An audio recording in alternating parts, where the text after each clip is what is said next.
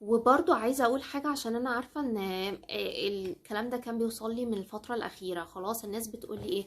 بتقول لي يا هبة انتي احنا مش فاهمين كلامك، يعني مش فاهمين يعني ايه صحوة روحية. في ناس كده مجموعة مش فاهمين انا بتكلم في ايه. خلاص فمعلش انا فاهمة. يعني عشان احنا برضو دلوقتي الحمد لله ما بقيناش بس قناة بتاعة توائم شعلة وكده، معانا مختلف يعني مختلف الوعي، مستويات الوعي. فمعلش استحملوني بس الفترة دي. اوعدكم ان انا ان شاء الله بعد ما اخلص الفيديوهات دي هبتدي اعمل فيديوهات تانية ابسط، ابتدي بقى نشرح فيها كل حاجة. يعني ايه اصلا صحوة روحية، وليه بنخش فيها، وليه في ناس بتخش فيها، وليه في ناس ما بيخش. بمناسبة ان احنا بقالنا كتير ما بنتكلمش، عايزة خدتوا بالكم المونديال؟ شفتوا المونديال بتاع قطر كان عامل ازاي؟ شفتوا المفاجآت بتاعته كانت عامله ازاي؟ يا جماعه ده كل ده عصر الدلو. يعني انتوا اولا انا عايزه ابارك جدا جدا للمغاربه، انتوا رفعتوا راسنا يعني بجد، الف مبروك. بسطتونا ومتعتونا بصراحه.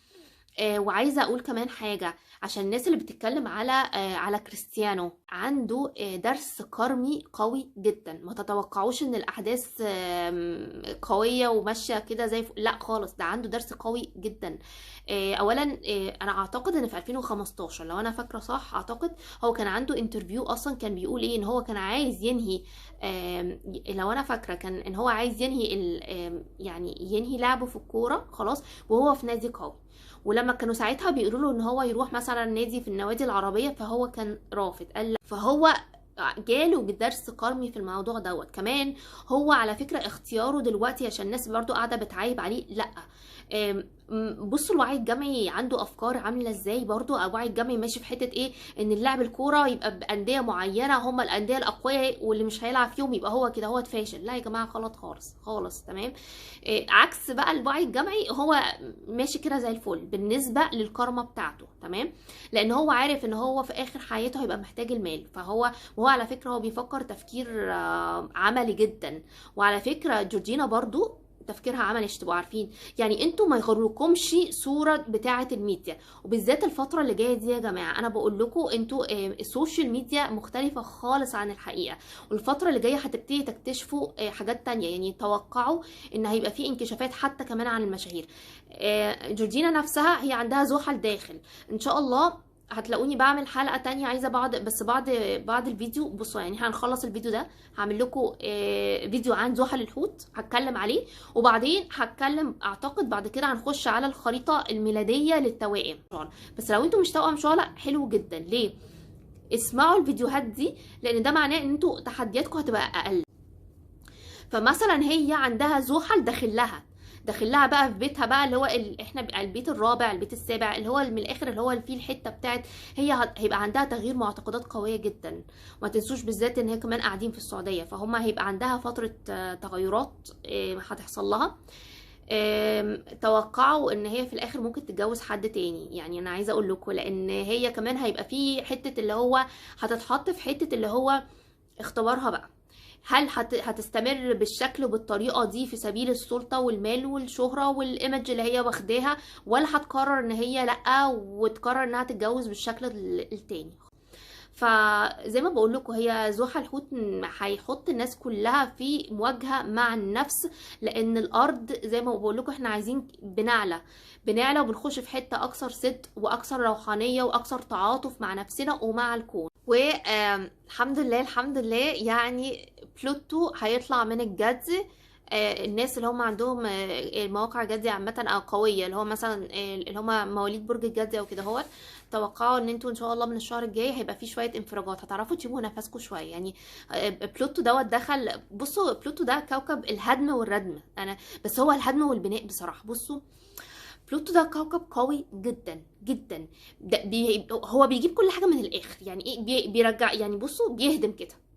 بس انا عايزه اقول لكم بيبني بقى على نظافه، على نظافه. فانتوا طبعا انتوا بتنهاروا في الحته ديت خلاص، بس انتوا لما بتطلعوا بتبقوا ايه، عارفين اللي احنا بنسميها الفينيكس، عارفين عنقاء طالعه من النار كده، طالعه بقوه شخصيه، بقوه كل حاجه، اللي هو مش هاممكم اي حد. عايشين من روحكم قوي، مصدقين في الخطه الالهيه بتاعتكم. هو كده، هو ده بلوتو. فهو بلوتو كان في برج الجدي تقريبا من 2007 كل بقى السنين دوت، انتوا متخيلين؟ فطبيعي كل بتوع برج الجدي كانوا بيتظبطوا بصراحه. بس خليني اقول لكم ان هم عندهم انفراجات حلوه جدا ابتداء من مارس الجاي. طيب تعالوا بقى نتكلم على، بصوا كل ده كنت برغي معاكم عشان انا حسيت ان انا عايزه ارغي معاكم، يعني بصراحه كنت وحشني. ف ف حسيت ان انا عايزه اطلع يعني عايزه افيدكم على قد ما اقدر. خلاص طيب دلوقتي انا بقى هنخش في الاساس اللي هو ايه بتاع الحلقه، اللي هو التلاعب.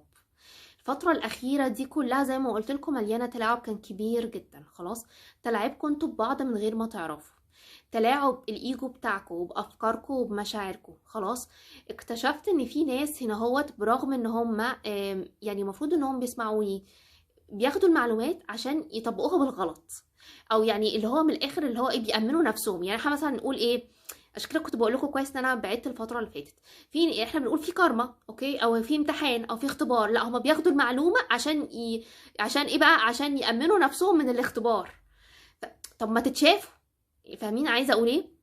في مثلا توائم تقول يا ما اما مثلا اقول ايه اشرح الصوره الكبيره، فيروحوا يقولوا للتوائم او شفتوا يعني احنا ده احنا كويسين بس ايه، بس هي العلاقه عامله كده. لا على فكره هي العلاقه مش عامله كده، هي العلاقه عامله كده هو وانتوا مش واعيين ومش مدركين ان انتوا بتعملوا في توائمكم كده. بس لو انتوا موجودين وبتسمعوني والعلاقه انتوا خلاص وصل لكم ان طبيعه العلاقه ان انتوا بتطلعوا المشاعر والمخاوف والاوجاع من بعض، فانتوا كانكم تبقوا بتقصدوا ان انتوا توجعوا توائمكم، فلا انتوا كده يبقى اسمكم بتتلعبوا. خلاص وكده لا مؤاخذه يعني اسمكم نرجسيين. اوكي هي كده يعني ملهاش بقى علاقه انتوا روحانيين ولا علاقه روحيه، ولا هي اسمها كده هو دي تصرفات نرجسيه. خلاص عشان تبقوا بس مدركين الموضوع دوت.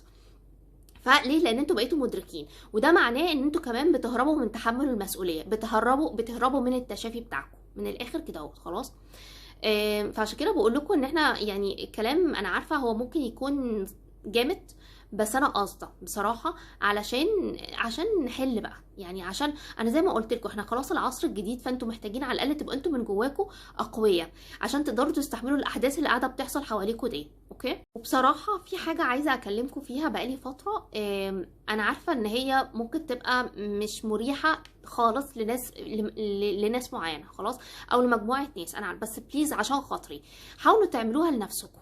يعني انا مش هاخد حاجه، انا مش لا هتضر ولا، فاهمين قصدي؟ مثلا الناس اللي هم انا لما كنت قاعده بقرا في الكومنتات، فهم دلوقتي تقريبا عشان غيروا اليوتيوب ولا مش عارفه، فهو في يوزر انا مش عارفه ايه يوزر دوت، انا مش فاهمه.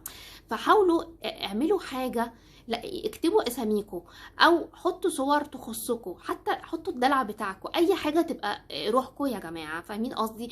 يعني بصوا انا كنت لسه بقول لكم ايه على موضوع اللي هم المدربين اللي بيتكلموا في علاقه توأم شعله هم ما بيظهروش. خلاص ده اي بي سي تشافي ان احنا نبتدي نظهر بحقيقتنا وبرده من ضمن الحاجات اللي حصلت الفتره اللي فاتت ان عشان كده بقول لكم هو التلاعب لقيته ان احسن اسم نسميه للفيديو لكل بقى الفيديوهات اللي احنا قاعدين يعني ايه الكلام اللي احنا هنقوله دوت. الناس انا عايزه اقول لكم كان في اصلا الفتره اللي فاتت كان فيها انفصالات كتيره جدا سواء كانوا توائم شعله او غير توائم شعله. يعني اللي هم التوائم شعله اللي مع الاطراف الثالثه كان عندهم انفصالات اصلا كتيره جدا. خلاص وابتدت بقى اللي هو العلاقه تبان على حقيقتها. تمام ومع ذلك هتلاقيهم على السوشيال ميديا مش هيبين لكم اي حاجه. ما ده برضو كله من انواع التلاعب. ليه؟ عشان الخوف، عشان هم خايفين، علشان ان من الاخر لا اولا بيبقى بتتعمل عشان حاجتين، ميكانيزم دفاع. خلاص هم خايفين ان هم يبانوا قدامكم ان انتوا طلعتوا صح، او ان هو اتجرحوا، او ان هم اختياراتهم كانت غلط، او ان هم انتوا عارفين الوعي الجمعي بقى لما يقول ايه الناس هتشمت فينا الكلام ده. العلاقه دي جايه عشان تشفي كل الافكار ديت وكل المعتقدات دي، مفيش حاجه اسمها كده هوت. خلاص يعني انا عشان الناس ما يتكلموش عليا او الناس انا ابوظ حياتي؟ يعني انا اقبل على نفسي عيشه مش ادميه علشان الناس هتقول عليا ايه؟ فاهمين عايزه اقول ايه؟ فده برضو كان نوع من انواع التلاعب. خلاص كمان هم نفسهم التوائم اللي كانوا بيعملوا كده هوت، خلاص هم نفسهم بيلعبوا بنفسهم. يعني هم انتوا عايزين توصلوا، خلينا نتكلم بصراحه، انتوا عايزين انتوا بتضحكوا على مين؟ بتضحكوا على توائمكم ولا بتضحكوا على اطرافه الثالثه؟ ولا انتوا بتضحكوا على نفسكم ان انتوا حقيقي مفيش حد متضر غيركم؟ انتوا الناس ما ملهاش حاجه عن، يعني الناس هتشوف هتفرج عليكم ايه قد ايه؟ صورتين هتفرج عليكم هتقول كلمتين خلاص. بس هو مين اللي عايش على طول في الوجع لو انتوا بتعملوا كده علشان تضايقوا توائمكم، فتأكدوا ان انتوا ماشي توائمكم هيكملوا في التشافي بتاعهم، لان دوت احنا بنعمل انعكاس تمرين المراية على طول، وما بنلعبش، بنوقف خالص انواع الضحية وتفكير المنقذ وتفكير الضحية، فهم هيتشافوا خلاص. بس هم هيبقوا عندهم الفرصة ان هم هيجي لهم الطرف الرابع، فهيلاقوا الحب وهيكملوا الحب في حياتهم في الحياة دي. انتوا للأسف ان انتوا هتبقوا خسرتوا حاجتين او حياتين. خسرتوا الحياة دي لان انتوا ما عملتوش اللي عليكم. كمان الحياة الجاية الادوار بتقلب، الهارب هيبقى مطارد والمطارد هيبقى اما الاضواء. فانتوا تخيلوا يعني انتوا هتبقوا خسرتوا هنا وخسرتوا هناك. تمام يعني طب ليه بتعملوا كده؟ الحلقة دي كمان بعد ما هخلص موضوع التلاعب هحكي لكم على قصة ين. اوكي. القصة دي يا جماعة يعني احنا لو بجد تتعمل فيلم هتكسر الدنيا. انا مش عايزه اقول لكم قصه سبحان الله. انا شخصيا كنت متفاجئه ازاي ترتيبات ربنا عامله كده هوت، والاحداث بتاعتها والخطه الالهيه. هنبتدي من يعني هي تخيلوا هما كلهم اتقابلوا هنا، ولكن هنوصل لحياه سابقه انتوا، وهنربط الاحداث وهتشوفوا ازاي الحياه ديت، وهتشوفوا كلهم سبحان الله اتقابلوا ازاي في الحياه ديت. القصه دي قصه مش سهله خالص، وقصه تقيله جدا. الين تعبت فيها قوي، كان في مقاومة غير طبيعية. لو احكي لكم المقاومة والصراع النفسي اللي كانت الين بتمر بيه، لان هي ما كانش كانت هي كان من الاخر بيجيلها ارشاد انها لازم ان هي عشان تكسر الكارما بتاعتها وتكسر، لان القصة دي فيها 9 اشخاص. تخيلوا عشان تعرفوا بس الدنيا بتمشي ازاي. يعني مش بس قصة 2 توأمين، قصة 9 أشخاص. فعشان تقدر تكسر الكارما دي كان بيجيلها إرشاد إن ادي قصة هنحكيها. بس انا بعد ما هبتدي اتكلم بتفاصيل اكتر عن موضوع التلاعب اللي بيحصل بيكم. خلاص. موضوع التلاعب دوت يا جماعة انا عايزة احكي لكم حاجة صغيرة جدا جدا عشان تعرفوا الوعي الجمعي فيه ايه. الفترة اللي فاتت كان في واحدة حصل لها موقف ان هي عادي في خطوبتها. المهم يعني اللي حصل ان هي اتفاجئت ان حماها بيعاكسها. ففي الاول ما كانتش عارفه تعمل ايه، وفي الاول كانت شايفه ان الموضوع عادي حماها، يعني ما الموضوع بسيط ما فيهوش حاجه. الموضوع ابتدى يتطور، ابتدى يبان ان هو الموضوع اكتر من كده. هوت الموضوع بقى فيه معاكسه، فيه تحرش، فيه يعني مش لطيف، وما بقتش عارفه تعمل ايه. فاضطرت تشوفوا بقى لدرجه ايه. اضطرت انها قالت طبعا لمامتها، فمامتها قالت لها لا بصي انت بتسخي الخطوبه دي تماما تماما، وما تقوليش لخطيبك على السبب، علشان ما ينفعش ان احنا نقول له ان باباك بيعمل كذا وكذا وكذا، فانت كده هتعملي شرخ في علاقتهم، فما تتكلميش واقفلي الموضوع ده خالص ونقفل عليه كده اهو. فالبنت فضلت مش مستريحه ومش عارفه تعمل ايه. خلاص. فدخلت طبعا من غير، هي اخفت طبعا الهويه بتاعتها، وطبعا انا ودوت صح على فكره، ده الصح.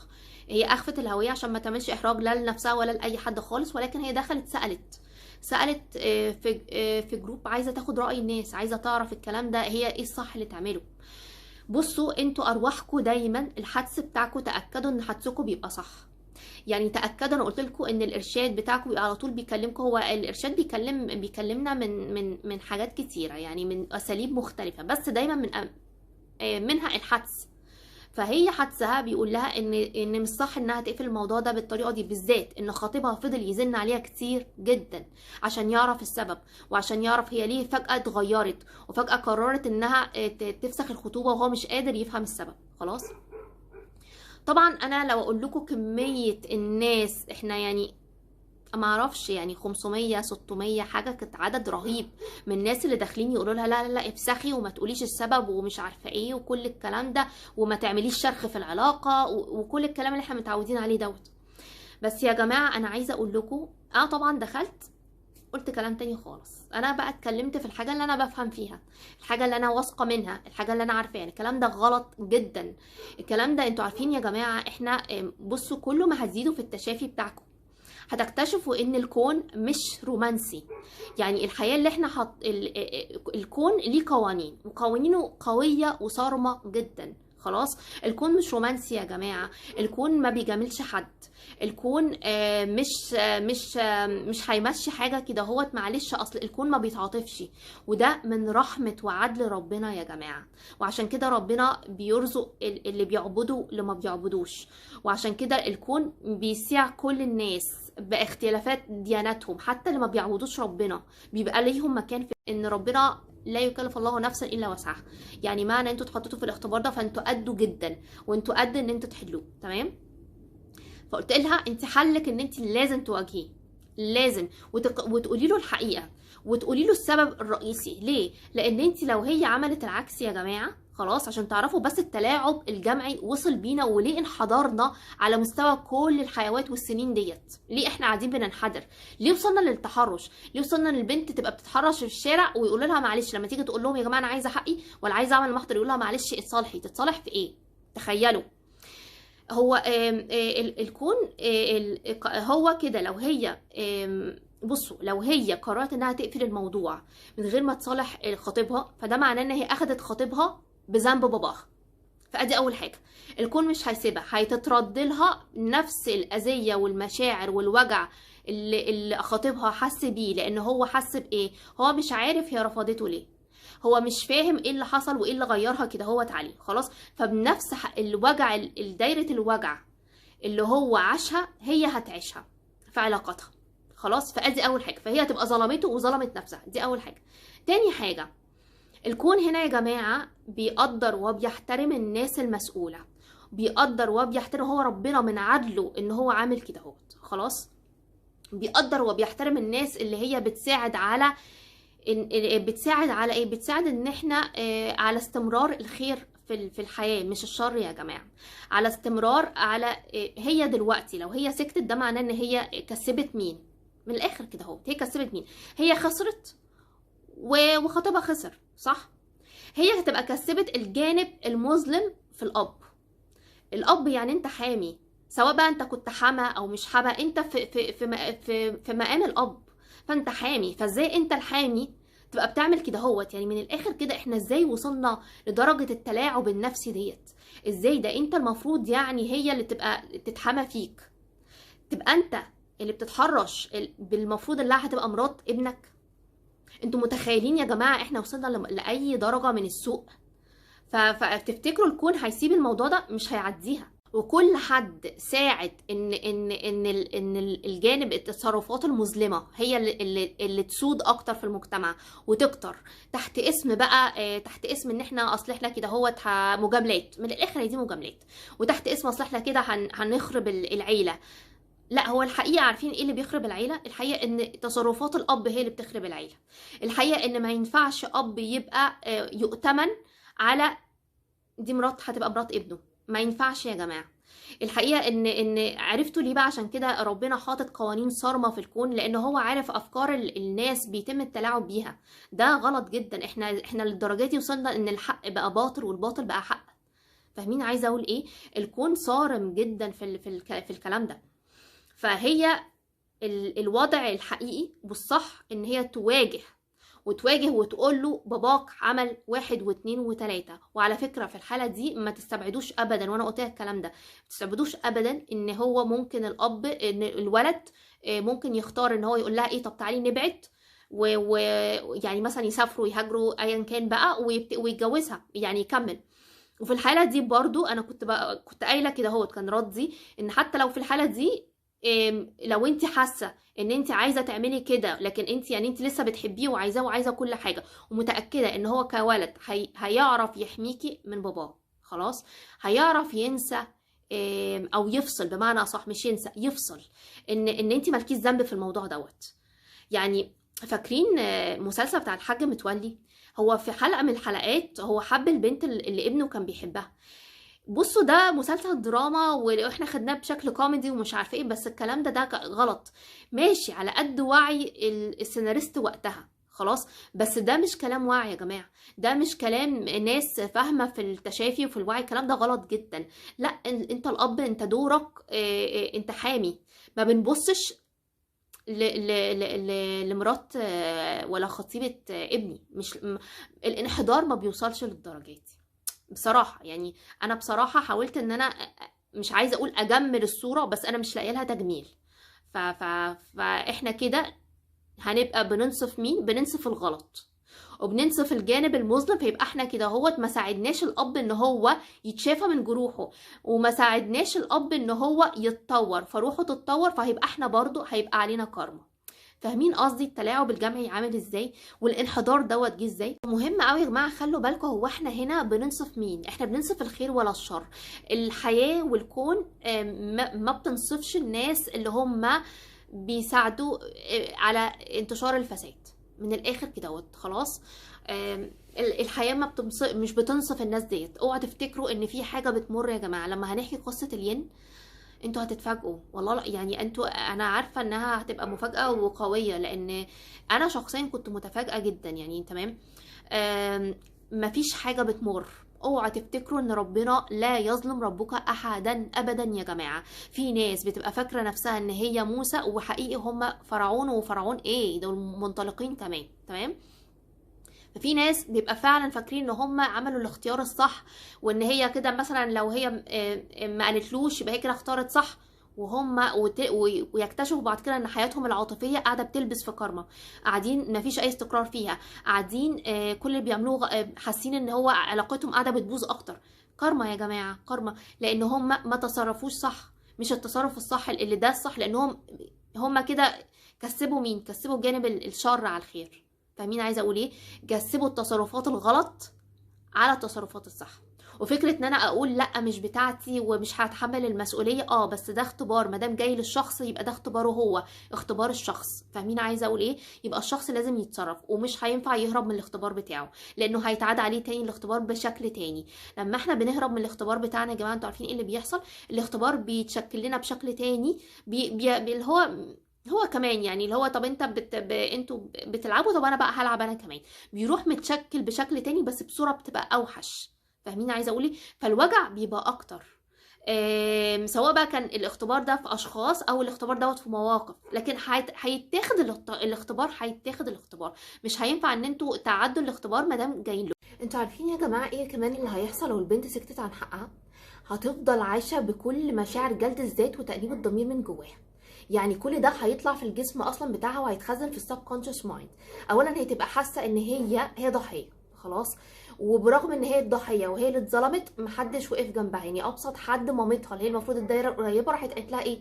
اللي هو من الاخر بتقول لها ارجعي ابعدي عن الشر وغني له. فاللي هو ما وقفتش جنبها. ده بالنسبه للكون اسمه هروب خلاص. فمشاعر بقى جلد الذات بقى والضحيه وكل ده هيطلع عليها. كمان هي يعني هي اتظلمت، هتضطر ان هي تفسخ خطوبتها مع خطيبها. فانتوا متخيلين هي قاعده بتخسر في قد ايه؟ كل ده احنا بنسميه ايه؟ تدمير ذاتي للعلاقه، وتدمير ذاتي لنفسها هي. فالكون هيعاقبها. الكون مش هيقدرها يا جماعه لما تعمل الحركه دي. بالعكس، الكون هيشوف ان هي انتي سكتي عن حقك، انتي قبلتي ان يتعمل فيكي كده. لما بيبقى رسالة الأشخاص بالذات الدايرة القريبة قوي لينا إن هما بيبقوا بيسكتوا عن حقوقنا، حتى لو من حتة المجاملات. بس هو زي ما قلت لكم الكون ما فيهوش مجاملات خالص. تمام. فهو حتى دي الرسالة بتبقى إيه؟ بتبقى اوكي انتوا مش لاقيين حد يقف جنبكم. دي رسالتكم ان انتوا اللي تقفوا لنفسكم يا جماعه. انتوا اللي تجيبوا الحقوق بتاعتكم. ما تستنوش اي ابدا حد تاني ان هو يجيب لكم حقكم خلاص. وده اللي احنا بنقوله في القرآن: ما ظلمناهم ولكن كانوا أنفسهم يظلمون. هي الآية معمولة عشان الحتة ديت. فهي اختبارها أصلا الحقيقي إن هي قدام نفسها وقدام الكون تبقى عملت اختيار مختلف، إن هي حاولت إنها تجيب حقها عن طريق المواجهة خلاص. يعني الفكرة مش بس إن هو ال ال ال ان هي لو هي سكتت زي ما مامتها بتقول لها ان هي هتبقى كسبت الشر على الخير، على يعني كسبت تصرفات الشر على الخير. لا مش بس كده هوت، هي كمان هتبقى ظلمت نفسها وظلمت الخطيب وعملت تدمير ذاتي لحياتها هي. اوكي. فعشان كده الكون ما بيفوتش بصوا يا جماعة، اوعوا تفتكروا ان انتوا لو سبتوا حقوقكم الكون هيقدركم. للأسف لا. لان انا عارفة ان احنا في عندنا معتقدات اتربينا عليها من زمان جدا مش صح خالص خالص. يعني الكون بالعكس، الكون هيعتبركم ان انتوا اللي غلطتوا، وانتوا اللي مكنتوا الصفات الشر. وانتوا اللي مكنتوا الغلط في الكون، فهيعتبركم الاعداء بتوعه. خلاص، هو ربنا يا جماعه باني الكون، باني على التضاد، تمام، ولكن الكون صارم جدا جدا. هو مش هيبقى اي حد بيقرر ان هو يخل بالنظام بتاع الكون، الكون ساعتها بيعتبره العدو بتاعه. خلاص، فهو الكون بالنسبه له ايه؟ انتوا ليه فرطتوا؟ زي ما بقولك، هو الكون 1+1=2. الشخص عمل دوت هياخد، اللي عمل حاجه حلوه هياخدها، عمل حاجه وحشه هياخدها، تمام. فهو بالنسبه له لو شاف ان انتوا ناس فرطتوا اصلا في حقوقكم، هو اوكي، هو كده كده هيجيب الحق. خلاص، ولكن ما تتوقعوش ان هو هيسقف لكم ولا هيبقى واقف معاكم، لا، برضو هجيب عليكم الكارما. ولو انتوا ما خدتوش اكشن مع الشخص في الوقت المناسب، هتلاقوا الاختبار هيعدي ويجي لكم بشكل تاني اصعب مع اشخاص تانيين، لحد ما تتعلموا ان انتوا تقفوا وتواجهوا وتقولوا لا وكفايه وعايزين حقوقنا. وحقيقي في فعلا بجد ناس ما بتعرفش يعني ما بتعرفش الحدود بتاعتها غير لما عرفت تحط لهم اللي هو مش بس حدود صحيه، ده احنا بنحط حدود صحيه وفوائد كمان عليه. انتوا متخيلين؟ لاحظتها ان التلاعب اللي بيتعمل، الموضوع ايه؟ ان موضوع ان الناس الروحانيه لازم اللي هو ايه، انا اديلك إيه، انت ضربتني في خدي اديلك خدي التاني. لا يا جماعه، الكلام ده غلط خالص خالص. انا عارفه ان دي كلها افكار كانت زمان، زي ما برضو ان الروحانيين ما ينفعوش يبقوا اغنياء، او ان هما مش بتوع فلوس، او مش من حقهم يطلبوا فلوس. بصوا، في حاجه هبقى بتكلم فيها عن حته الارواح عامه، لان الارواح الكبيره اللي هي زي ارواح احنا، مش كبيره يعني سنا، على فكره ارواح كبيره يعني هم ليهم خبرات، او فاهمين تجاربهم تقيله، ليهم ظروف حياه مختلفه. قصدي يعني الارواح ديت زي ارواح توام الشعلة كده هوت، بيبقى في حته كده عندهم، حته اللي هو في مشاعر عار لو اخدنا فلوس. خلاص، بيحسوا ان احنا ناخد مقابل مال، ده حاجه عيبه. دي برضو من المعتقدات الغلط ان احنا لازم نشتغل عليها، اللي بتمنعنا ان احنا نبقى بيجيلنا في سريان في طاقة المال معانا. اوكي، فاللي عنده يعني بصوا، امسكوا راقبوا كده نفسكم، اللي عنده الحتة دي اشتغلوا عليها، تمام. ف ف فمن حته برضو الحته اللي هو بقول لكم ان الصح احنا بنحط حدود، وحدود صحيه. يعني نرجع تاني مثلا للمسلسل بتاع جزيره غمام. اللي حصل ان في لقطه من اللقطات كده، هو كان ايه، كان هو وصل لمرحله ان عرفات، خلوا بالكم عرفات في الاول خالص هي السيناريو قاعد بيتدرج وبيعلى في حته التشافي بتاعته، تمام. فهو ابتدى، كان الاول مسكين وغلبان، ابتدى يعرف قوته شويه بشويه بشويه، لحد ما وصل لمرحله ان هو بقى بيمسك سلاح. فلما مسك سلاح، ان هو عشان مسك سلاح عشان تقريبا كان بيدافع عن حد من اللي هم رئيس المطاريد، حاجه كده لو انا فاكره صح يعني. فهو كانوا اللي هم بتوع المطاريد التانيين قالوا له ايه ده احنا اول مره نشوف الدراويش بقوا بيمسكوا سلاح. بصوا، دي كلها معتقدات وعي جمعي غلط. خلاص، اولا لا الروحانيين بيبقوا دراويش، لا، احنا موجودين هنا على وضع، احنا هنا في وضع مادي، فاحنا بنلعب بقوانين الكون عادي جدا. الا لو كنا عايزين بس قوانين روحانيه ما كناش نزلنا الارض. فاهمين عايزه اقول ايه؟ الصح ان احنا نعرف نعمل بقوانين الكون وقوانين السماء، هو دوت الصح. فهو حتى راح عمل ايه؟ راح ضارب عليهم السلاح. فاهمين قصدي؟ ما عورش حد قصدي، بس ضربهم لان خوفهم. لان ساعات يا جماعه فعلا في ناس، وده على فكره بيبقى عقدهم عقد اذيه معانا. في ناس ما بتتعصي غير لما انتوا تقفوا لهم جامد، اللي هو انتوا هتضربونا هنضرب وهنحط فوائد كمان. فاهمين عايزه اقول ايه؟ هنا انتوا بتحطوا حدود للناس ان هم ما يتعدكمش يا جماعه، ما يتعدوش حدودكم. الطيبه مش معناها ان انا ادي لك خدي، مفيش الكلام ده. الرسول عليه الصلاه والسلام زمان كان لا، الرسول كان قائد، وكان في حاجه اسمها حدود صحيه بتتحط، محدش يتعداها، لان احنا مش مباحين، حياتنا مش مباحه، افكارنا ومشاعرنا واجسادنا مش مباحة. فبصراحه احنا لازم نعترف ان احنا اللي وصلنا له ده التلاعب بالوعي الجمعي. احنا يا جماعه، احنا اتلعب بينا جامد قوي، بنتلعب بافكارنا بمشاعرنا، اتصدرت لنا ان الطيب هو اللي بيسيب حقوقه، الطيب هو اللي ما بيطالبش بحقوقه، الطيب هو اللي بيسكت وبيعفو. لا، انتوا عارفين العفو دي درجه فوق كمان التسامح. العفو دي درجة سامية جدا، ودي بتتعمل من قوة مش من ضعف ابدا. لان لو اتعملت من ضعف يبقى احنا اللي بنظلم نفسنا يا جماعة، تمام. ليه؟ لان احنا محتاجين نكبر نفخة الروح بتاعة ربنا اللي حاططها فينا. فاهمين عايزة اقول ايه؟ فمعنى ان انا كبرت نفخة الروح دي يعني مش ما خليش اي انسان يتعدى عليا، ما خليش اي انسان يتعدى على مشاعري، يتعدى على حقوقي. احنا تم السيطرة على الكوكب بالطريقة دي، تم السيطرة على الكوكب ان هم يفهموهم خليكم انتوا طيبين، انتوا بتوع ربنا، ربنا بيحب الناس الطيبة اللي ما بتطالبش بحقوقها، اللي ما فقراء، اللي قاعدين في الكورنر. فاهمين عايزه اقول ايه؟ فكده الناس بقت قاعده بتسيب في حقوق، بتسيب في حياه، بتسيب في طموحاتها، بتسيب في احلامها، بتسيب في اموالها.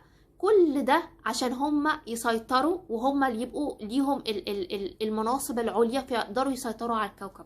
فانتوا متخيلين التلاعب قاعد من حياه لحياه ومن سنه لسنه قاعد بيعمل ازاي، بيتصدر للناس افكار كلها عايزاهم يبقوا ضعفة من جواهم، وافكار كلها بتضعفهم. وربنا بريء من كل الاحداث دي للاسف.